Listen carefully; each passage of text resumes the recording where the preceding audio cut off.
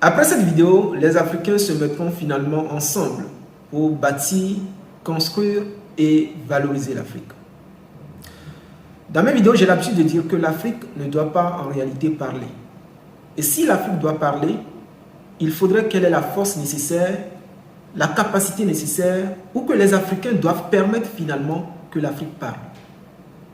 Imaginez que l'Afrique, elle seule, dispose plus de 60% des terres arabes au monde.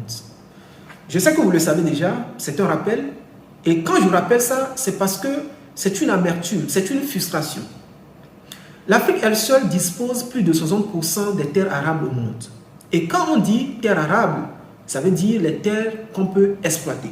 On ne va pas parler des autres atouts parce que l'Afrique a des ressources minières, pas mal de choses. Mais parlons seulement des terres dont nous disposons et que nous continuons d'importer la nourriture en Afrique.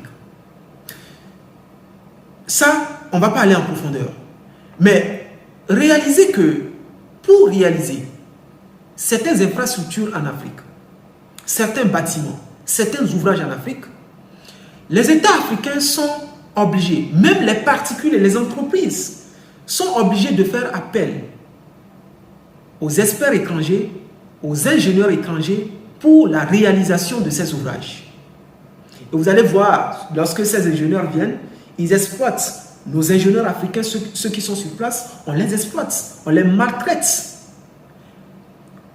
Et il faut noter que les pays qui envoient ou les pays où quittent ces ingénieurs pour venir réaliser les choses en Afrique ici, dans ces pays-là, il y a des universités qui chaque année offrent des bourses d'études aux étudiants africains pour aller étudier dans ces pays-là.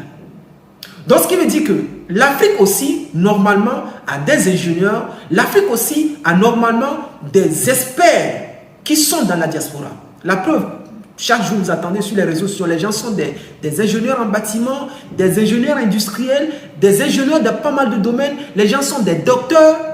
Mais la question que je me pose, que je vais vous poser tout à l'heure, après vos études, je ne vous attaque pas. Les gens de la diaspora, je ne vous attaque pas. Ici, nous sommes dans une démarche où nous pouvons réellement développer l'Afrique.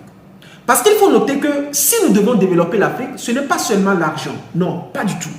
Parce qu'actuellement, les actions sont posées partout sur le continent. Les gens se mettent ensemble avec des moyens financiers. Ils mettent ensemble leur argent pour lancer de véritables business.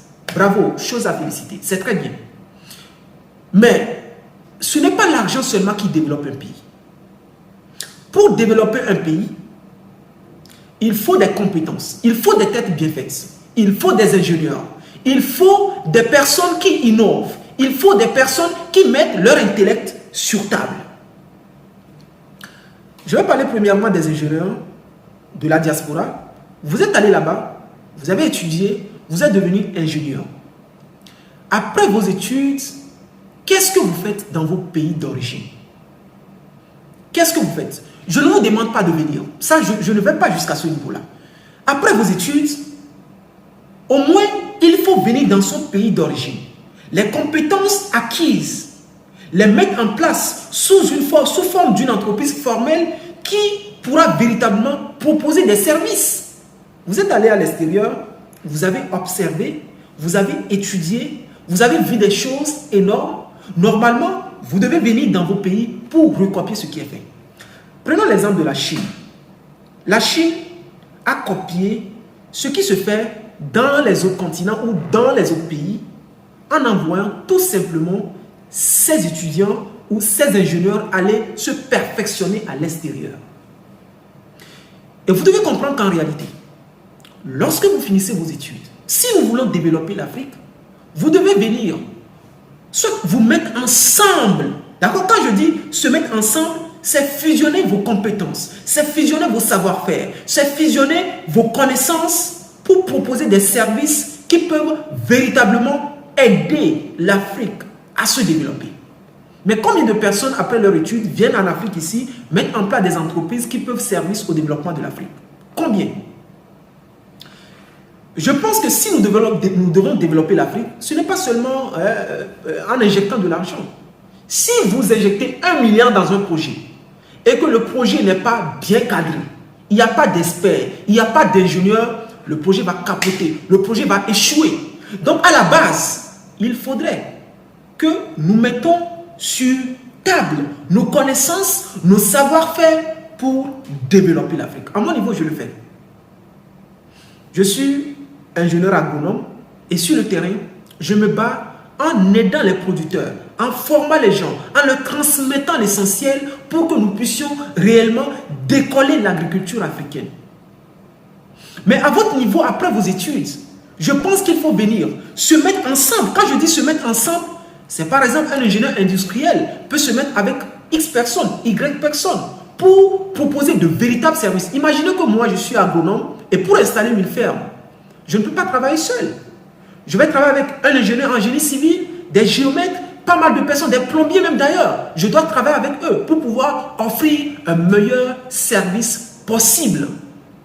Donc, si nous voulons développer l'Afrique, c'est que nous devons arriver à fusionner nos connaissances, nos compétences, parce que c'est ça la base.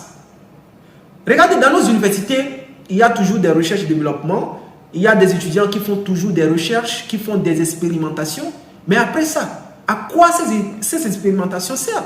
Rien du tout. On met ça au placard et c'est fini. Pour développer un pays, c'est d'abord la technologie, c'est d'abord des têtes bien faites. C'est des personnes qui peuvent mettre leurs connaissances, leur expertise devant et derrière, il y a de l'argent. Je suis très sérieux là-dessus. Je parle des gens de la diaspora. Parlons de ceux-mêmes qui sont sur place là. Mes frères qui sont sur place et qui, à la longueur de la journée, crient qu'il n'y a pas de travail. Vous attendez qui va créer de l'emploi pour vous? Après vos études, est-ce que vous avez essayé de mettre quelque chose sur pied? Sachez qu'on ne viendra pas vous découvrir dans l'ombre. Non. On ne viendra pas vous toucher dans l'ombre. Si vous voulez être éclairé, commencez quelque chose. Mettez-vous ensemble. Celui qui a fait la biologie peut se mettre avec celui qui a fait l'agronomie, peut se mettre avec quelqu'un. C'est-à-dire, apprenons à mettre en place des entreprises qui peuvent proposer de réels services. Mais si les États africains font recours aux experts étrangers, même en agriculture, on fait appel aux experts étrangers pour installer des fermes, on fait appel aux experts étrangers. Si les États africains le font, c'est parce qu'on n'a pas vu sur le terrain des personnes qui ont fait des choses concrètes. Si les particuliers le font, c'est parce que sur le terrain, on n'a pas la visibilité. D'ailleurs, on n'a pas vu des personnes qui ont réalisé ces choses-là pour qu'on puisse rapidement les contacter. Au quotidien, les gens me contactent que Lucien, j'ai vu, tu as fait des choses énormes et j'étais très étonné que tu étais en Afrique. Les gens me contactent comme ça. Je pense que si nous devons développer l'Afrique et réellement, pas dans la bouche, pas en investissant seulement dans des business classiques, nous devons apprendre à mettre en place des entreprises qui offrent des services dont l'Afrique a réellement besoin pour se développer.